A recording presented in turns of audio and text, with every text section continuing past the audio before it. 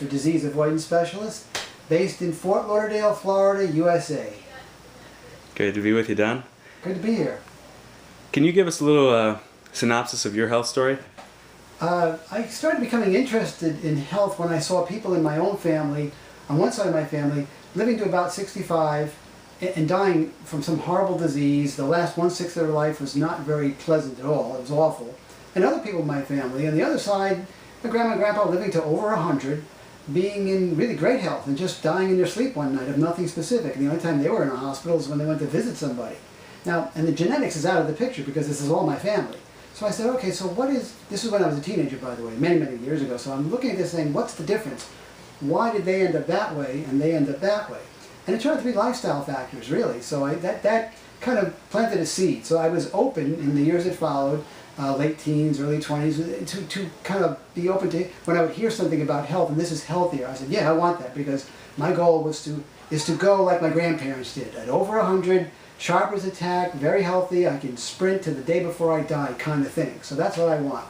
And so when I started figuring out, okay, maybe this isn't the healthiest thing, you know, I heard about that vegetarians maybe were healthier, so I became vegetarian, and then I became vegan. And then one day I just figured, you know, I don't think I should have to cook what I'm eating. And I should back up and tell you that I've been researching this for almost 40 years, I guess. I'm about 57 now, and I've been eating a 100% raw food diet for about 20 years. Just fruit, mostly fruit, and some green leafy vegetables. But I kind of figured this stuff out for myself, because back then, when I was looking into it, there was no internet. I didn't know of people like T.C. Fry or Herbert Shelton. Those books were not in libraries. You know, I actually went to a library once and looked in the health section. Those books were they're not health. So I started figuring things out for myself using logic and common sense, figured out that I shouldn't have to cook anything, and I decided I'm just not going to cook anything anymore. And then I said, OMG, what am I going to eat if I'm not going to cook anything? All right, take it easy, don't get excited, I can figure this out. It'll be fruit. I love fruit, you love fruit, right? I love fruit. So I ate a lot of fruit, and I started feeling much better than I did when I went from typical Western to vegetarian, and much better than I did when I went from vegetarian to vegan. I mean, this was just a billion% improvement when I stopped cooking everything and just ate fruit. And I said, well, this is it. I'm just going to continue doing this, and I'm obviously going to be the only person in the world doing this, because who else would be nutty enough to do this? Because I honestly thought I was alone in this. And then someone said, oh, you're one of those natural hygienist guys. I'm like, what is that? Oh, yeah, it's a bunch of people who eat like you do. And I said, don't toy with me. You serious? There's other people like me?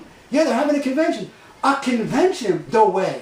So I went to this convention. It was the American Natural Hygiene Society, and I was in tears that there were other people eating like I was. And then after that, I met Doug and all the other movers and shakers in the raw food movement, and I opened up my own practice after many years of researching and getting myself, well, and getting a lot of the experience under my belt. And until you do that, it's, before you hang up a shingle, you want to get a lot of experience under your belt and just make sure you know what you're doing and all your I's are dotted and your T's are crossed.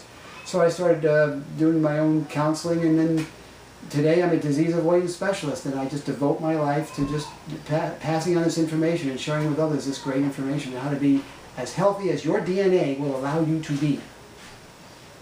So after 20 years of doing this, your health has not declined at all. You're actually saying that it's improved. Oh yeah, no, it's definitely improved. There's no doubt about that. I need less sleep today than I did, 30 years ago.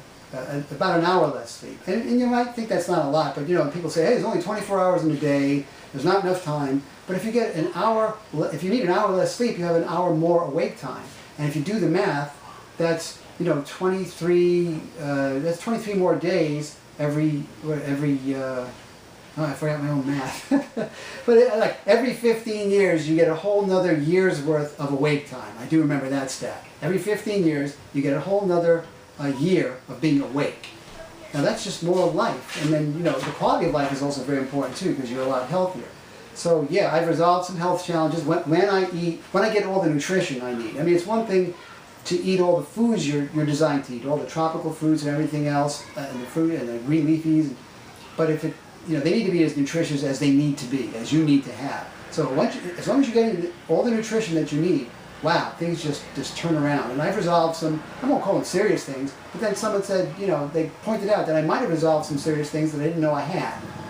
because cancer is a long time from when it starts to get out of hand until you get a diagnosis. So I might have been halfway because I was exposed to a lot of toxic chemicals in one of the industries I worked in. So I might have been halfway to getting a tumor, a diagnosis of a tumor.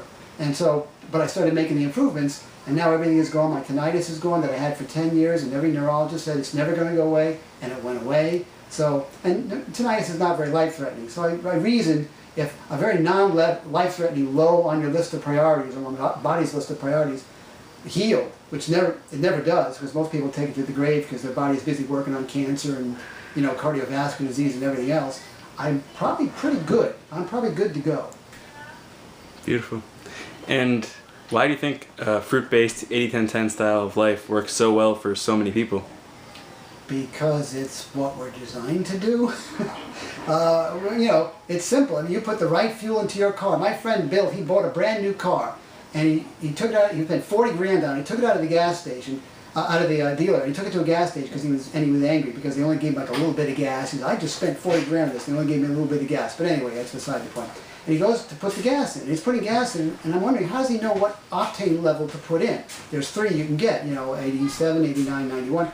I looked in the glove compartment, and the thing had a high-performance engine. It takes 91 octane gas. He's putting in 87. I called it to his attention. He said, "He gave you one of them." It's all a big scam. You can put anything in here. Long story short, a year and a half later, he needed a new engine. And it wasn't under warranty because he ruined it because he wasn't putting in the right fuel. When you don't put in the right fuel, you're not going to get out of the machine, even the human body machine, what it can do, what it can do. So you got to put in the right fuel and all the other things you need, because I'm very fond of saying, it's not just diet. It ain't just diet. You need to pay equal attention to all the equally important requirements of robust health if you want the best health that your DNA is capable of giving you. And how do you also see a fruit-based diet playing a role in helping to heal the planet as well? Oh, there's just no question about it. I mean, you just look at it. I can't even get into it. It just blows my mind. It's just healing everybody, healing the planet. If you want to help the planet, don't buy a Prius. Just eat a fruit-based diet. That actually, when you run the numbers, don't laugh. When you run the numbers, you'll be doing more to help the planet than you would if you got a Prius. Quite honestly. Beautiful, Don. Where can we connect with you and find more information that you provide? Oh, yeah. My website is health101.org. Thank you so much. It's a beautiful day.